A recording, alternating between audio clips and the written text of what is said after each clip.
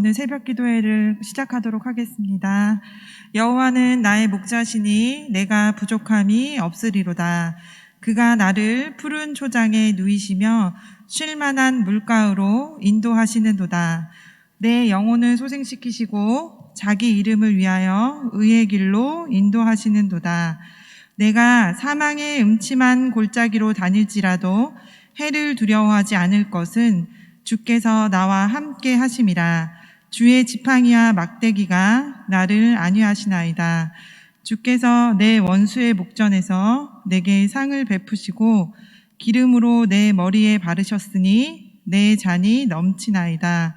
나의 평생의 선하심과 인자하심이 정녕 나를 따르리니 내가 여호와의 집에 영원히 거하리로다. 아멘. 찬송가 276장 하나님의 진리 등대 찬양하도록 하겠습니다.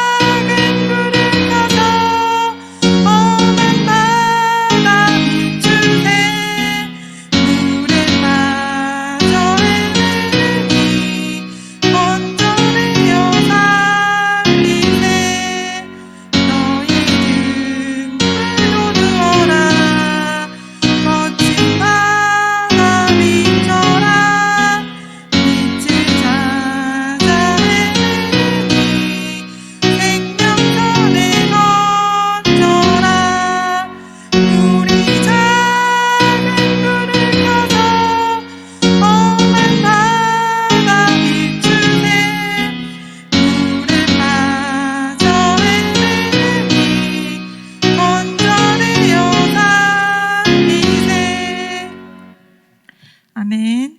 이 아침에 우리에게 주신 말씀은 갈라디아서 6장 1절부터 10절까지 말씀입니다. 갈라디아서 6장 1절부터 10절까지의 말씀을 우리 한 목소리로 같이 읽도록 하겠습니다. 형제들아, 사람이 만일 무슨 범죄한 일이 드러나거든 신령한 너희는 온유한 심령으로 그러한 자를 바로잡고 내 자신을 돌아보아 너도 시험을 받을까 두려워하라. 너희가 짐을 서로 지라. 그리하여 그리스도의 법을 성취하라.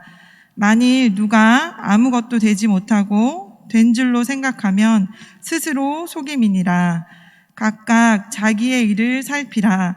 그리하면 자랑할 것이 자기에게만 있고 남에게는 있지 아니하리니 각각 자기의 짐을 질 것임이니라. 가르침을 받는 자는 말씀을 가르치는 자와 모든 좋은 것을 함께하라. 스스로 속이지 말라.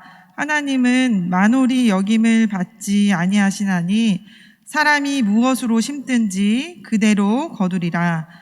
자기의 육체를 위하여 심는 자는 육체로부터 썩어진 것을 거두고 성령을 위하여 심는 자는 성령으로부터 영생을 거두리라. 우리가 선을 행하되 낙심하지 말지니 피곤하지 아니하면 때가 이름에 거두리라. 그러므로 우리는 기회 있는 대로 모든 이에게 착한 일을 하되 더욱 믿음의 가정들에게 할지니라. 아멘. 오늘 읽은 우리 갈라디아서 6장 1절부터 10절까지의 본문은 사실 읽으면서 이해되기가 조금 쉬운 본문으로 좀 볼 수 있습니다. 오늘 본문은 교회 구성원들에게 서로 간의 관계들에 대해서 짧은 권면들로 구성되어 있습니다. 이 권면을 두 가지의 주제로 놓고 정리해 보도록 하겠습니다. 1절부터 5절까지는 공동체 생활을 위한 조언으로 볼 수 있습니다.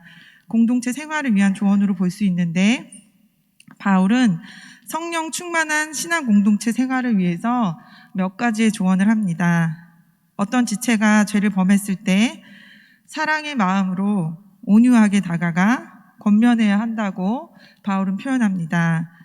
비난하거나 주장하는 자세가 아니라 이 또한 나에게도 있음을 자신을 살펴보는 겸허한 마음으로 권면해야 한다고 바울은 적고 있습니다. 그리하여서 그리스도의 사랑의 법을 따라 자기 입장만, 내 생각만 하지 말고 형제 자매의 어려운 일들을 내 몸같이 도와야 한다고 표현합니다. 우리 주님이신 예수님께서 새 계명을 우리에게 주신 것이 무엇입니까? 서로 사랑하라, 이것입니다. 한 단어로 이야기하면 바로 사랑입니다. 성도인 우리가 이러한 주님의 사랑을 표현하는 방식은 온유함이며, 이 온유하고 진실된 심령으로 성도를 서로 귀히 여기고 사랑해야 하는 이 복된 사명이 우리 시원성 공동체에 있음을 기억해야 할 것입니다. 주님이 십자가 지시기까지 사랑하신 사랑으로 서로를 용납하고 섬기는 부드러운 마음이 되는 이 귀한 아침이 되기를 소망합니다. 이러한 우리에게 또 상대방의 무거운 짐을 서로 지려는 자세를 갖는다면, 지기 싫은 자신의 짐을, 내가 지기 싫은 것을 다른 사람에게 떠넘기려고 하는 마음은 결코 품을 수 없을 것입니다. 또한 자신의 연약함도 모른 채 스스로 잘난 줄 아는 교만과 자기 자신을 속이는 자기 기만을 피해야 할 것입니다. 스스로 자기 중심을 살펴보면서 다른 사람 앞에 내가 내세울 것이 없는 사람임을 잠잠히 깨달아야 될 것입니다. 그리고 두 번째 주제로는 우리 6절부터 10절까지의 말씀인데, 이것은 성령을 위하여 심으라 라는 주제로 이 말씀을 볼 수 있을 것입니다. 사랑으로 서로 짐을 지라고 권면한 바울은 특별히 말씀을 가르치는 자와 좋은 것을 함께하라 권합니다. 바울은 이것을 예수님의 가르침으로 기억하고 있습니다. 그리고 하나님의 일과 개인적인 욕심을 채우는 일을 분별해서 하나님의 일에 매진할 것을 권합니다. 이는 성령을 따라 살라는 일반적인 권면이기도 하지만 성도들을 살피고 돕는 일을 특별히 염두에 둔 말씀이기 때문입니다. 이러한 성령을 위하여 심는 것은 보물을 땅이 아닌 하늘에 쌓아두라는 우리 주님의 가르침과 같습니다. 성령을 위하여 심으면 영생에 속한 상금을 얻습니다. 그리고 성령을 위하여 심는다고 생각하면, 성령을 위하여 심는다고 생각하여 성령 받은 모습을 보이려고 일부러 강력하게 기도하거나 애쓰는 육적인 열심만은 아닐 것입니다. 주님이 모든 순간 주인이심을 인정하는 행동과 입술의 고백이 모두 진실해지고 신실해져서 그러한 것이 주님을 닮아가도록 애쓰는 것, 이것이 바로 성령을 따라 사는 삶의 모습일 것입니다. 육체를 위해 썩어 없어지는 것에만 관심을 두는 것이 아니라 보이지는 않지만 실제 하는 일, 영적인 일, 천국의 소망을 두며 살아갈 수 있어야 할 것입니다. 바울은 이것을 선행과 착한 일이라는 표현으로 권면하고 있습니다. 이러한 말씀에 순종하여 부지런히 베풀 때 세상에서 받을 수 없는 놀라운 주님의 열매를 거둘 수 있습니다. 세상에서는 내가 하나 주면 하나 받는 이러한 기브 앤 테이크의 법칙이지만, 이것을 뛰어넘는 하나님의 법칙은 놀랍기 때문입니다. 하나님 앞에 믿음으로 심으면 하나님께서는 우리가 꼭 필요한 순간에 차고 넘치게 주시는, 그러한 베풀어 주시는 분이시기 때문입니다. 성령을 위해 심는 자는 때가 되었을 때 거둘 것이기에 낙심하지 말고 계속 베풀어야 합니다. 그리고 하나님이 베풀어 주시는 그때를 기억해야 될 것입니다. 내가 생각했던 기간, 나의 때와 달라도 낙심하지 말아야 할 것입니다. 오늘 본문을 통해서 본 하나님은 어떤 분입니까? 우리 같이 한번 보도록 하겠습니다. 하나님은 우리가 심은 대로 거두시게 하시는 분이십니다. 우리 7절과 8절의 말씀 한번 같이 읽어보겠습니다. 스스로 속이지 말라. 하나님은 만홀히 여김을 받지 아니하시나니 사람이 무엇으로 심든지 그대로 거두리라. 자기의 육체를 위하여 심는 자는 육체로부터 썩어진 것을 거두고 성령을 위하여 심는 자는 성령으로부터 영생을 거두리라. 아멘. 7절을 시작할 때 스스로 속이지 말라라는 명령으로 시작합니다.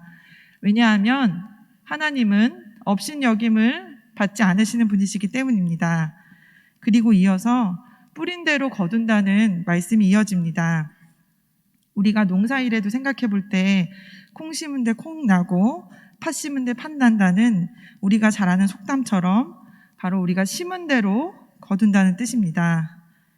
주님께서 아무것도 없던 흑암이었을 때 말씀으로 세상을 창조하셨던 그때부터 그리고 주님이 다시 오실 역사의 끝날까지 이때까지 지속되는 하나님의 평가의 원리입니다. 하나님의 평가 원리를 바탕으로 우리 피조물인 우리는 어떻게 행해야 될 것인지 잘 곰곰이 생각해 보아야 될 것입니다. 뿌린 대로 거두는 원리를 바로 성령과 육체에 대해 적용하였습니다. 사람이 자기 육체를 향해 심으면 육체로부터는 썩어질 것을 거두고 썩어질 것이 자라고 성령을 향해 심으면 성령으로부터 영생이 자란다고 하였습니다.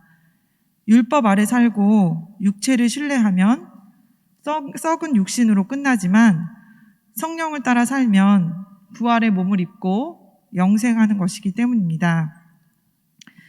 현재 주위에서 벌어지는 일은 사실 하나님이 없는 것처럼 보이는 온갖 악한 일들이 횡행합니다. 사람들이 심은 대로 거두는 것이 아니라 자신이 심지 않은 것까지 모조리 거두어가는 것 같이 보일 때도 있습니다.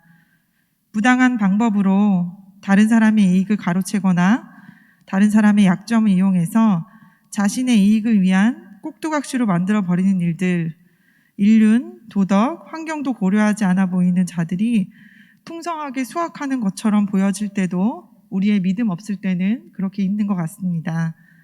그렇지만 성도인 우리는 보여지는 것에만 다 모든 것을 판단하여 낙심하여서 절망하지 않기를 소망합니다. 왜냐하면 하나님의 때가 되면 하나님께서는 모든 사람들에게 그들 각자의 생각과 행위대로 보응하실 것이기 때문입니다. 이것은 로마서 2장 6절의 말씀입니다. 하나님께서 각 사람에게 그 행한 대로 보응하시되, 이렇게 로마서 2장 6절에 이렇게 표현되어 있습니다. 비록 지금은 악을 심은 자가 선을 거두는 것처럼 같아 보이고 나쁜 씨앗을 심은 자가 좋은 열매를 수확하는 것처럼 보이지만 이것은 주님 보시는 진정한 수확기가 아닐 것입니다. 진정한 수확은 세상 끝날 때인데 바로 이것은 주님이 온 천하를 통치하시는 분이시기 때문입니다.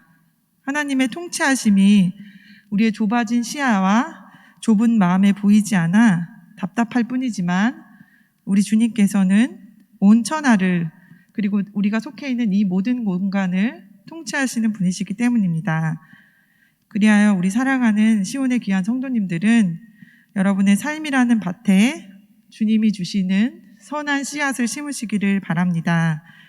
오직 성령의 씨앗들을 심어 성령의 열매들을 거두시기 바랍니다. 성령의 열매는 무엇입니까? 사랑과 희락과 화평과 오래 참음과 자비와 양성과 충성과 온유와 절제니 이러한 성령의 열매들을 거두시기를 소망합니다. 그리하여 이 가을에 눈으로 보이는 육적인 눈으로 볼 때 아름다운 가을이 아닌 성령의 씨앗을 심어서 영적인 열매를 거두는 영적인 가을을 경험하게 되기를 간절히 소망합니다. 더 깊이 생각해 보면 오늘 본문을 성령과 육체의 대조로 신자의 삶에 대해서 대조를 하고 있습니다. 첫 번째로는 삶의 방향성에 대한 대조입니다. 방향이나 목적을 의미하는 전치사인 에이스를 사용하여서 육체를 향한 방향과 성령을 향한 방향을 대조합니다. 빛과 어둠의 영역 속에서 각자의 삶에 지향하는 점이 차이가 생깁니다. 그리고 두 번째로는 결과가 서로 달라집니다. 어둠의 영역에서는 자신과 세상을 향해 육체를 향한 삶의 결과는 바로 썩어짐이지만 빛의 영역에서는 영생, 그리고 우리 주님과의 친밀한 교제의 완성입니다. 오늘 본문에서는 특별히 교회의 문제 상황과 관련이 있으며 특별히 거짓 가르침으로 인해 자신의 행동에 정당성을 부여하고 교회를 어지럽히는 일부를 향한 경고로도 볼 수 있을 것입니다. 바울은 그런 자들은 여전히 어둠에 속한 자이며 그들의 확신과 행동은 자기를 속이는 자기 기만에서 비롯되고 공동체를 힘들게 한 것이기에 행한 대로 평가하시는 하나님의 심판을 절대로 피할 수 없을 것이라 권면합니다. 오늘 본문을 통해서 나에게 주시는 교훈은 무엇이겠습니까?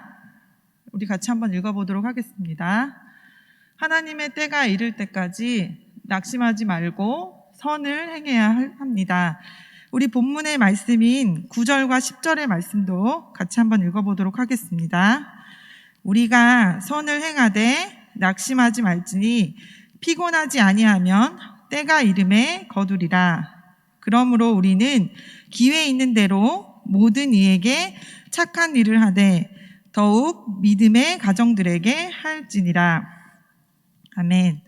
선을 행하고 그런 행한 결과가 바로바로 보이지 않아 낙심될 때가 있을지라도 낙심치 않고 포기하지 않으면 때가 이를 때 거둘 것을 믿고 선을 행해야 할 것입니다. 우리가 선을 행하는 것은 씨앗을 심는 것과 같습니다. 농부가 씨를 뿌리다가 실증이 난다고 해서 밭은 볼모로 내버려 두고 씨앗을 심어놓고 가꾸지 않으면 수확이 어떻게 되겠습니까? 이것을 야고보서 5장 7절에서는 이렇게 표현하였는데 농부가 땅에서 나는 귀한 열매를 바라고 길이 참아 이른 비와 늦은 비를 기다리나니 우리도 길이 참는 가운데 선한 일을 행해야 할 것입니다. 인내로서 선행의 씨앗을 심고 실망하지 않는다면 때가 되면 반드시 거두게 하실 것이기 때문입니다.